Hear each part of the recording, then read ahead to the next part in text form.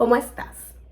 En este capítulo te voy a comentar qué consumir y qué no cuando estás en presencia de resistencia a la insulina.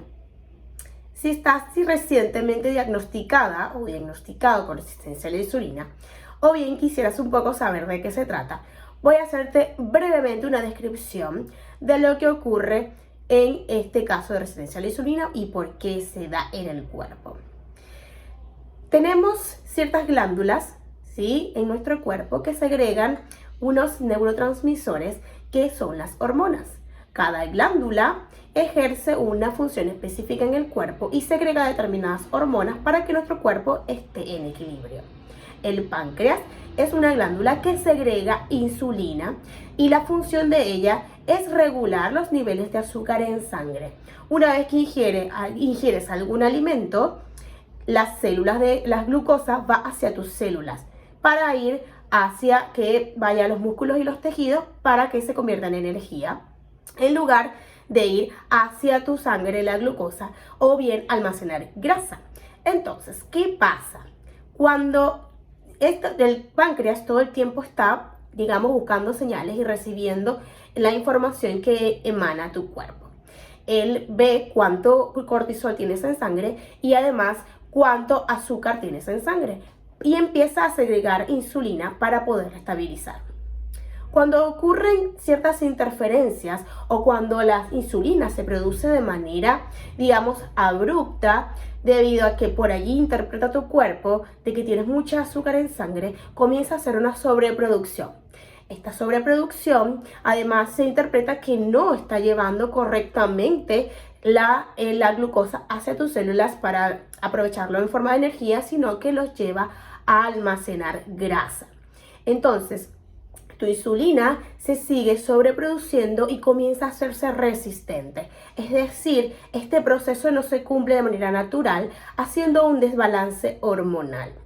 Entonces tienes altos niveles de insulina, seguramente acompañado con altos niveles de cortisol, y comienzas a tener diversos síntomas, en los cuales pudiera traducirse, por ejemplo, en falta de energía, desgano, pudiera ser aumento abrupto de peso, ¿sí? Porque comienzas a acumular más grasa, ¿ok?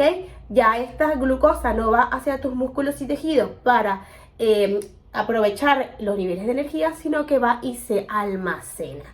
Entonces, entendido esto, más o menos explicado de manera coloquial para que por ahí me entiendas, también quiero contarte que existen formas de nosotros poder regular nuestra glucosa en sangre y nuestra resistencia a la insulina.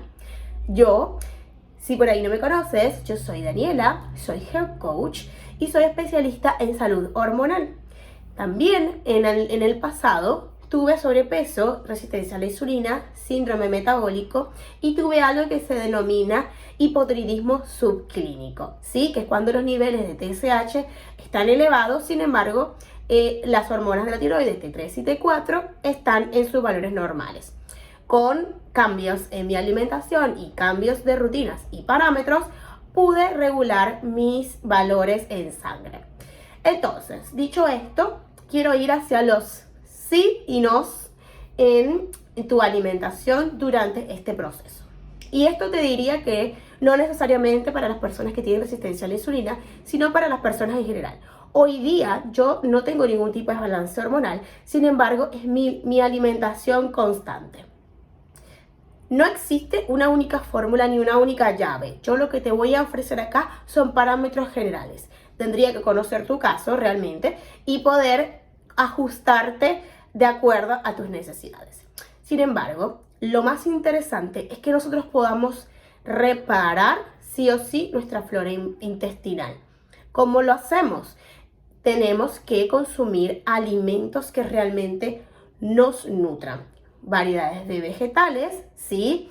De preferencia de hoja verde, y frutas de manera moderada. Cuando tienes resistencia a la insulina, hay que cuidar qué cantidad de frutas consumes, ¿sí? Más que nada las de alto contenido de azúcares. Por ejemplo, la banana o el cambur tiene alto contenido de azúcares. No quiere decir que nunca vas a consumir, pero puedes limitarlo de 1 a 3 veces por semana y los demás días puedes consumir más frutas, por ejemplo, como de tipo cítricas o bien de tipo berries, como frutillas, arándanos, goji berries también, que son consideradas incluso superalimentos.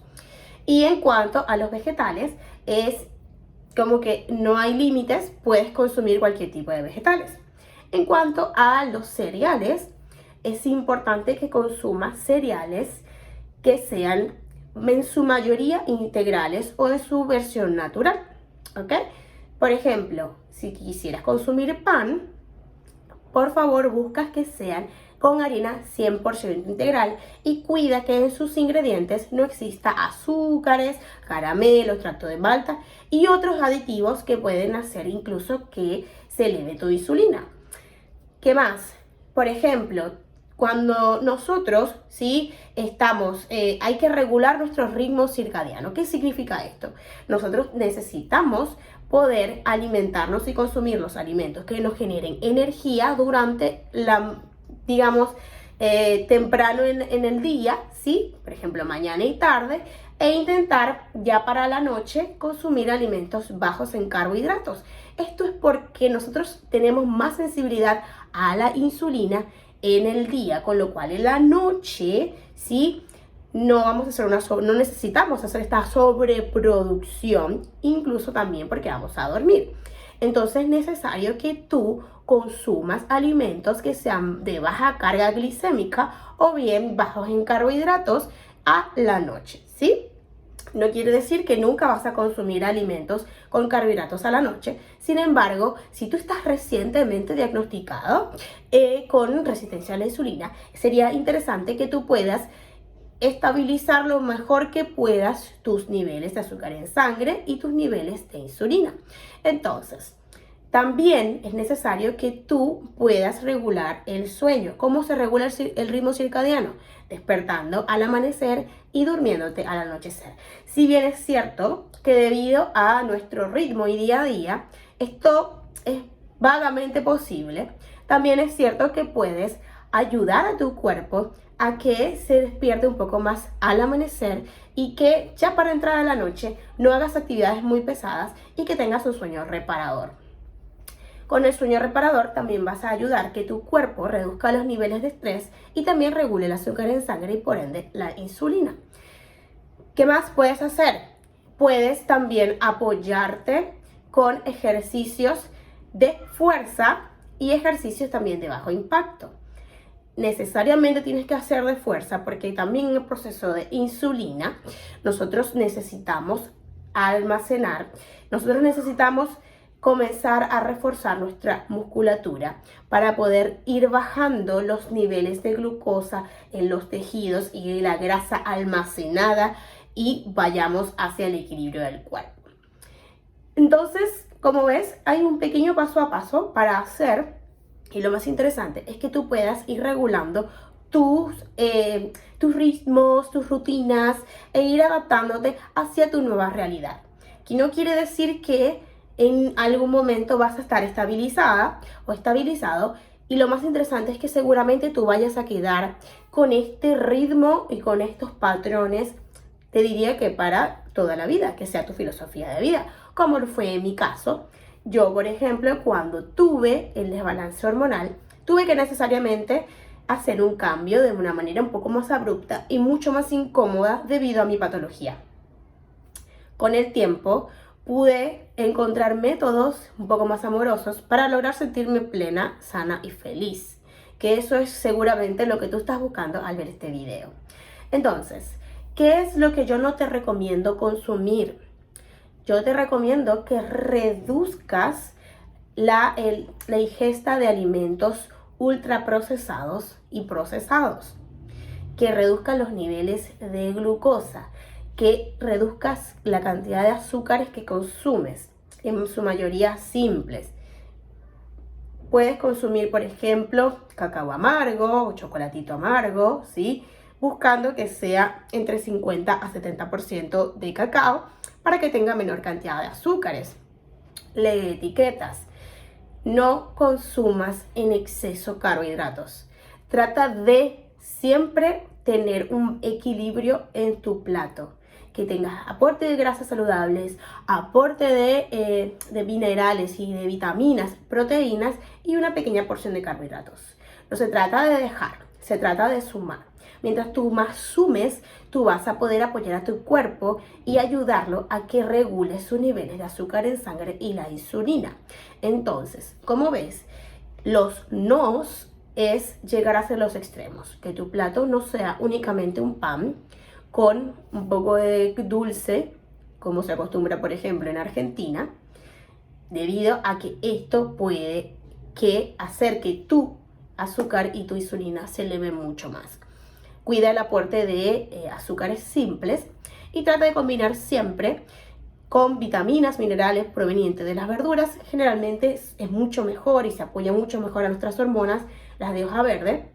Grasas saludables, por ejemplo la palta o el aguacate, el aceite de oliva, aceite de coco para cocinar, ¿sí? Semillas varias, frutos secos, para que tus niveles de insulina y azúcar en sangre estén regulados. Así que, bueno, un poco esto es lo que tenía para contarte entre los sís y nos que te recomiendo comenzar a incorporar en este caso particular de resistencia a la insulina. Espero que te sirva, lo pongas en práctica y si tienes algo para comentarme, déjamelo acá y estaré gustosa de leerte.